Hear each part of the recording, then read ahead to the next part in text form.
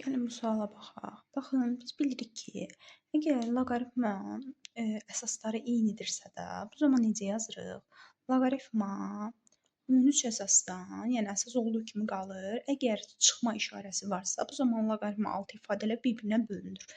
Yəni necə olur? 3x kvadratı minus 19 bölək 3x minus 19 bərabərdir 0.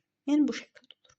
Digər tərəfdən biz bilirik ki, biz bu ifadəni tapmaqdan ötrü neynirik? Bu ifadəni tapmaqdan ötrü 3x kvadratı minus 19 bölək 3x minus 19 ifadəsi bərabər olur 13 üzərində 0-a. Yəni 13 üzəri 0-a. Biz də bilirik ki, istənilən üzəri 0 1-ə bərabər olur. Yəni bunu həll etməyə çalışırıq. Bu şəkildə olur. 3x kvadratı minus 19 bərabərdir. 1-i də 3x minus 19-a vuranda olur 3x minus 19.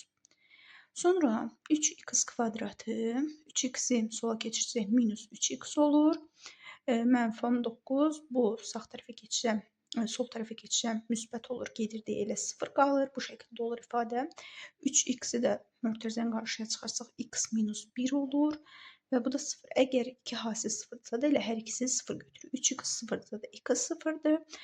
X minus 1 0-dırsa da deməli x 1-dir. Əslində biz bunun köklərini x 0-dan 1 tapırıq. Amma bunun ümumiyyətcə həlli boş çoxluqdur. Bunun həlli boş çoxluqdur. Niyə? Çünki baxırıq ki, əgər biz 0 qiymətində də 1 qiymətində də gətirib burada qoyacaq, loqaritma 6-nın ifadəsi mənfi eləyir. Loqaritma 6 ifadə mənfi eləyir. Biz də bilirik ki, loqaritmanın 6 mənfi ola bilməz. Yəni bura 0 da qoysaq, 1 də qoysaq, hər ikisini mənfi eləyir. Ona görə bunun əslində həlli yoxdur. Yəni cavabımız boş çıxdı.